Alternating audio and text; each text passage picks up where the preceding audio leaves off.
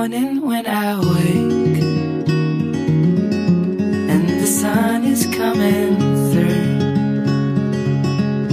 Boy, you fill my lungs with sweetness, and you fill my head with you. Shall I write it in a letter? Shall I try to get it down?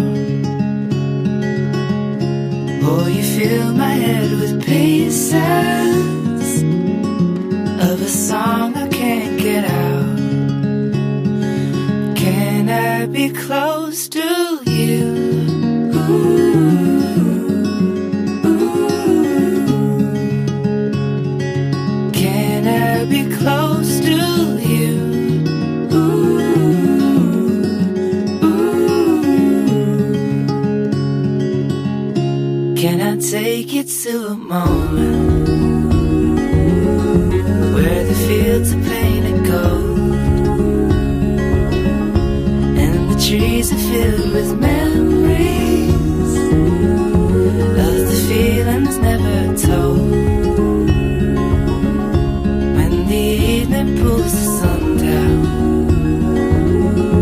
and the day is almost through, oh, the whole world is sleeping, but my world is you. Can I be close to you?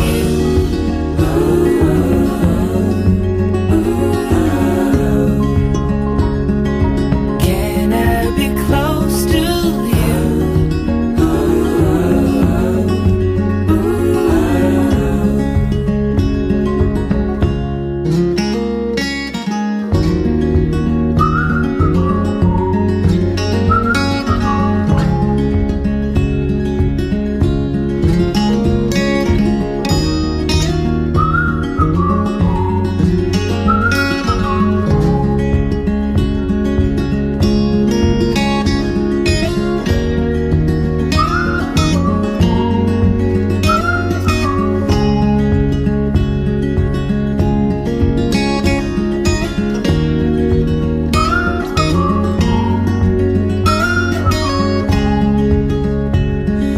Can I be close to you?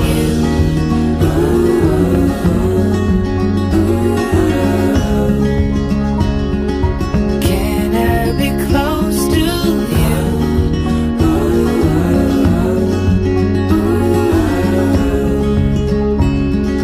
Can I be close to you?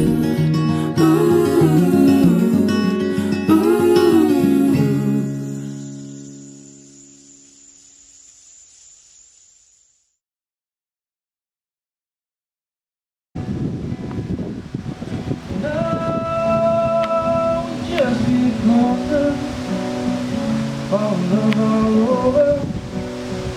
Every time I look at you, and I don't know where I'd be without you here with me. Life with you makes perfect sense. My best friend, my best friend.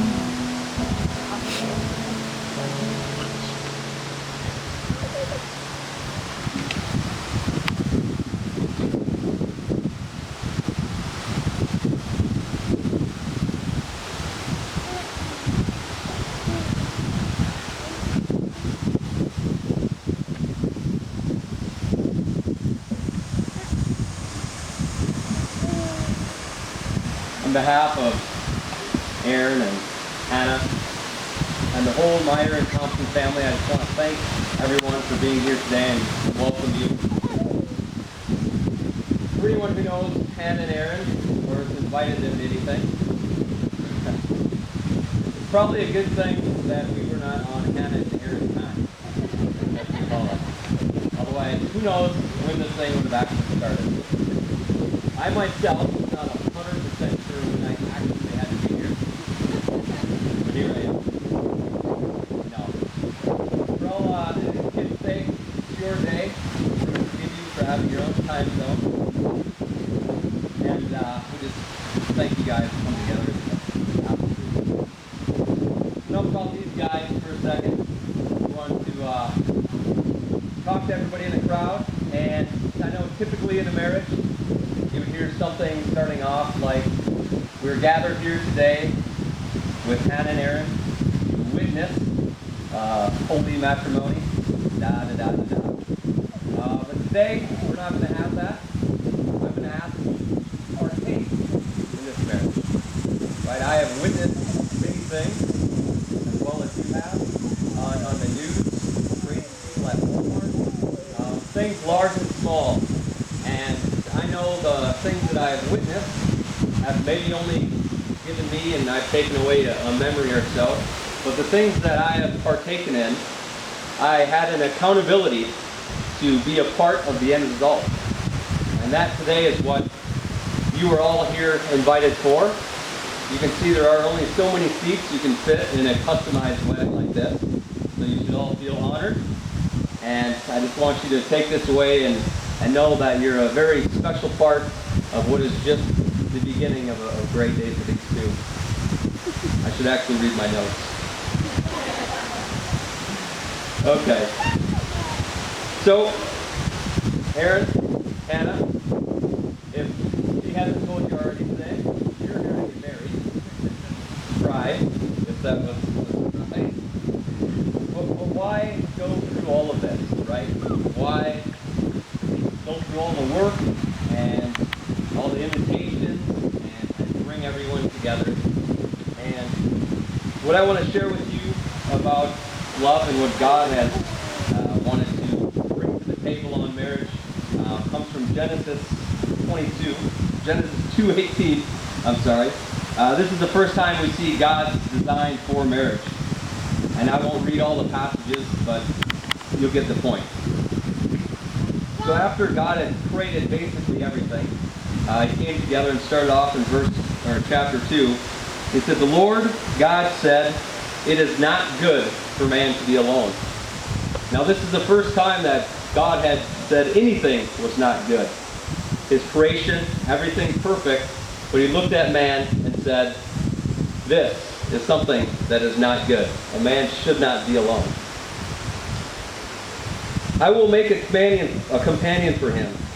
God formed out of the ground every living animal of the field, every bird of the air. But for Adam no companion who was corresponded to him was found. So God took part of man's side, closed up the place with flesh. Then the Lord God made woman from parts that he had taken out from man. And he had brought her to the man, and the man said, at last, this is one that is bone of my bones, flesh of my flesh. This one will be called woman, for she was taken out of man. That is why a man leaves his father and mother and unites with his wife, and they become a family." And it was to demonstrate and illustrate what God wanted for us in his relationship with him. He wanted us to have that perfect companionship on earth so that we could find a way to understand the perfect companionship that he wants with us. Aaron, in our marriage classes, we asked the big question, why do you want to get married?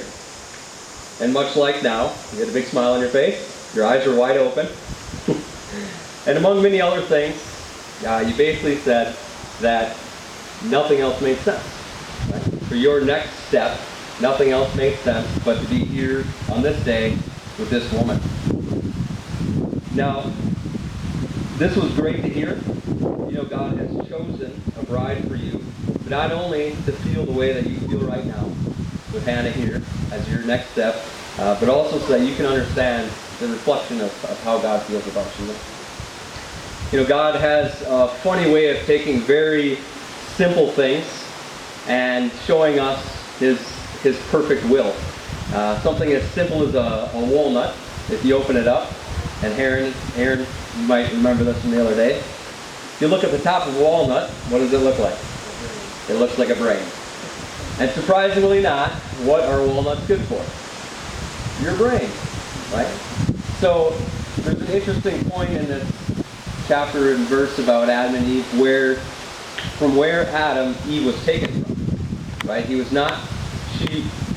not taken from somewhere on his head, that she should be controlled, that you should control her, and not anywhere from your feet that you should trample upon her, but she was taken from your side, right, where your heart is, and where it's always by your heart, and was always protecting your heart.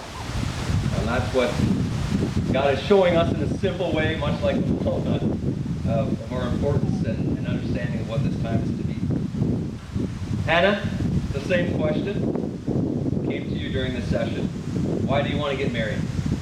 And among many, many, many, many other things,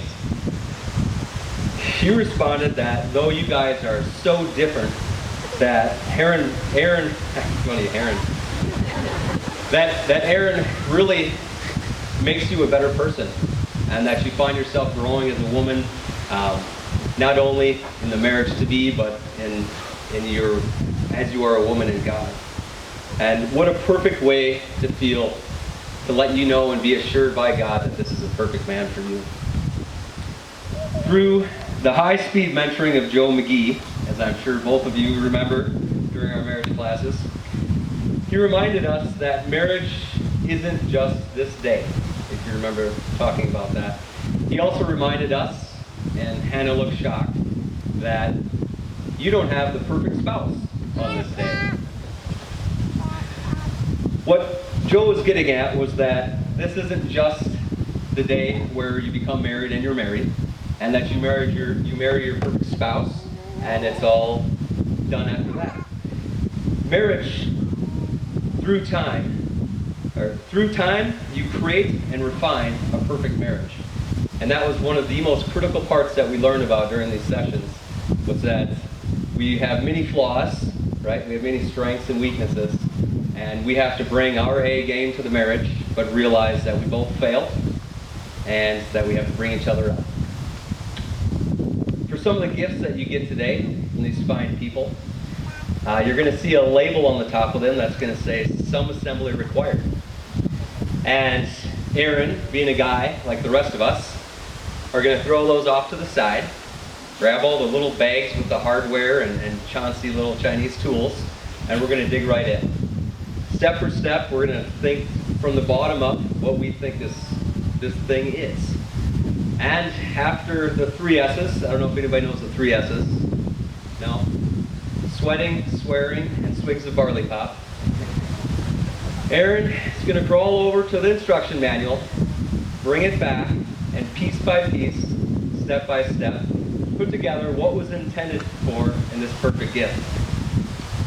Similar to marriage, there is a label that comes along with it: much assembly required. And what you'll find is that most spouses plunge in without carefully reading the instruction manual, confident that we can figure it out, but after the 3 S's again, we quickly get into trouble and frequently need to read and reread the manufacturer instructions. Most of the problems we get into in marriage can be traced to our neglect of reading and obeying God's manual instructions for our marriage. Your chosen verses for this special day are great clips of God's instructions for a successful marriage. Hannah's verses came from Ephesians 2, 3, and 32. Be completely humble and gentle. Be patient, bearing with one another in love. Make every effort to keep the unity of the Spirit through the bond of peace. Be kind and compassionate to one another, tender-hearted, like our Hannah here. Forgiving each other, just as Christ, God, forgave you. For you, Aaron, humility and patience were some of the primary characters that Hannah used to describe you during our time together. I don't know if you remember that. You spoke much about bearing with each other, and not just bearing with each other, but bearing with each other in love. Your commitment and desire to raise a family in the wisdom of God, and remembering to forgive each other, knowing that you're not perfect, and that even the righteous man falls 7 times a day, are great signs that you understand God's instructions for successful marriage. Aaron's verses came from Ecclesiastes 4:9-12. 2 are better than 1, because they have a good return for their labor.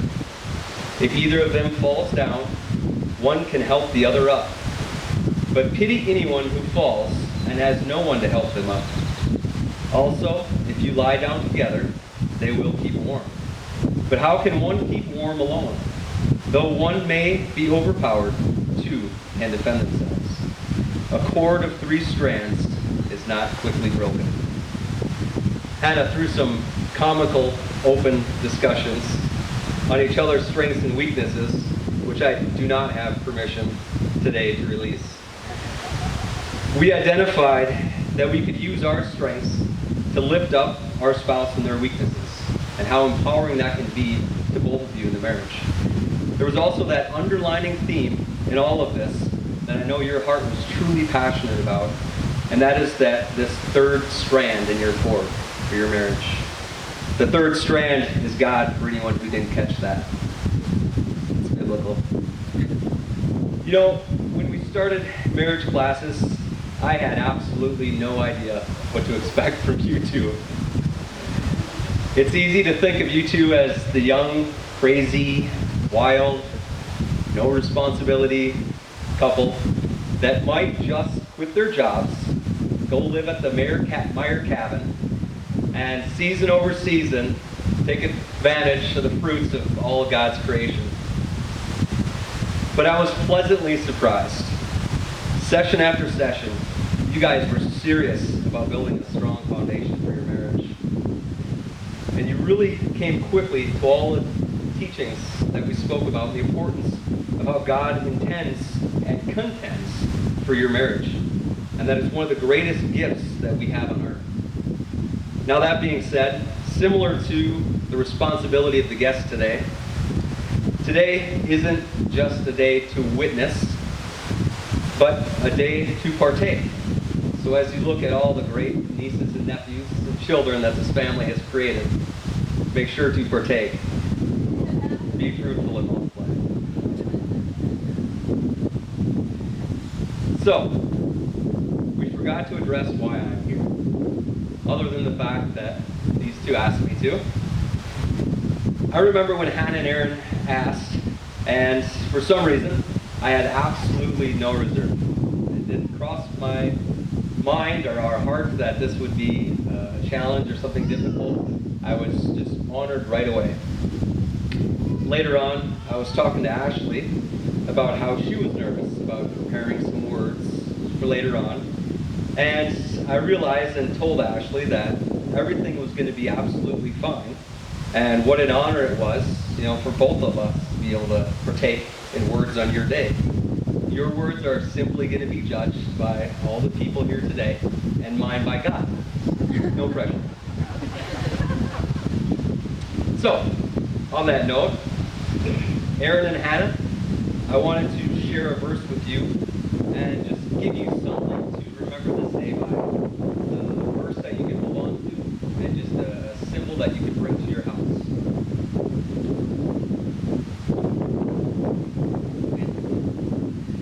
In John 8:12, he spoke these words. When Jesus spoke again to the people, he said, I am the light of this world. Whoever follows me will never walk in darkness, but will have the light of life. The word light in this context was regarding the symbolism of the candles that were in this treasure room where John was giving this message. And those lights were lit to remind all of the people every day of the light and the pillar of fire that God was when the people were in exile in the desert. Now, I don't want you to read too far into that. I'm not saying that your marriage is going to be 40 years of exile and desert, but you're going to face some hard times. And, God's people face hard times in exile. In the desert, there was rarely water, and God came in and did what only God could do. He broke open a rock, and out came the water. Hunger people had, desolate desert, there was no food. But every morning, God gave them manna and even sometimes quail. Now I know, Aaron, you're probably capable of getting Hannah quail, but I'm not sure about your desert hunting skills. In the times of struggle and strife, a cloud calmed and cooled them. In the times of darkness where doubt, fright, and loss of direction appeared, a pillar of fire God set before them. Hannah and Aaron, I invite you guys to come over and light this candle.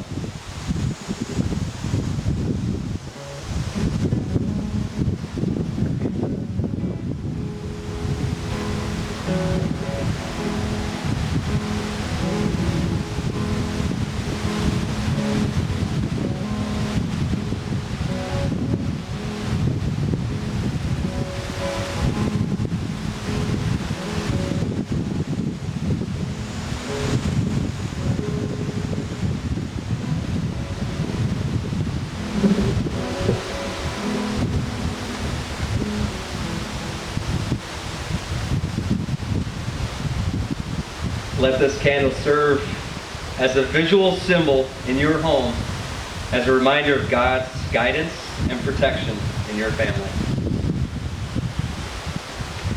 And now for the main event. Vows. Can we get the rings?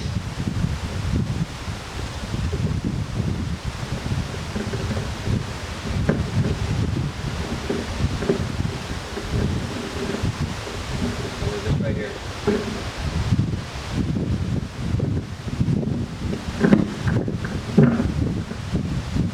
There we go.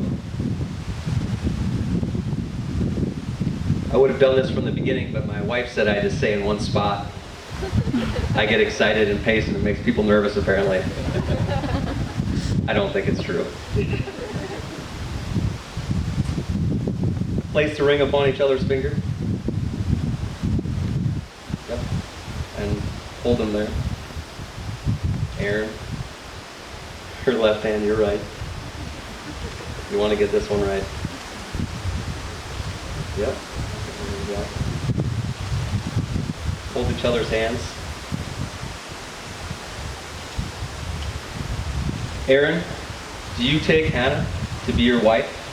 Do you promise to love, honor, cherish, and protect her, forsaking all others and holding only to her forevermore?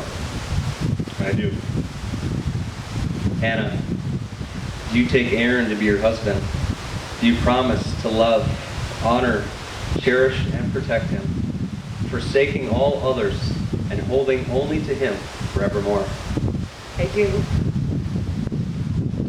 Repeat after me, Aaron.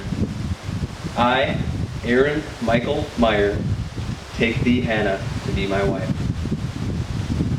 I, Aaron Michael Meyer, take Hannah Cheryl Thompson to be my wife, to have and to hold, in sickness and in health, for richer and for poor, and I promise my love to you forever.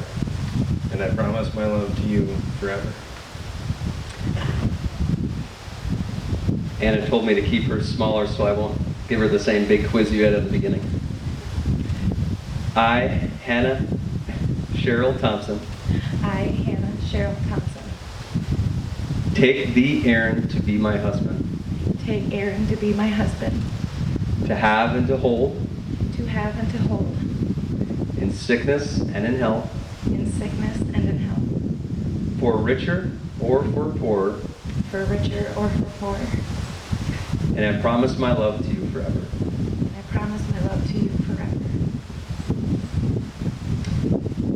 Aaron and Hannah, in so much as the two of you had agreed to live together in matrimony, have promised your love for each other by these vows, the giving of these rings and the joining of your hands, I now declare you to be husband and wife.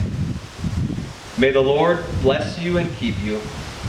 May the Lord make his face shine upon you and be gracious unto you. Therefore, let what God has joined together, no one separate. Congratulations, you may kiss the bride.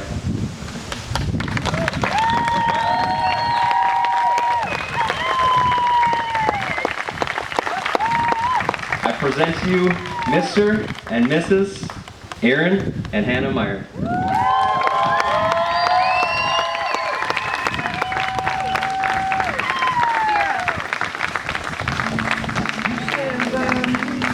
You believe in me like nobody ever had.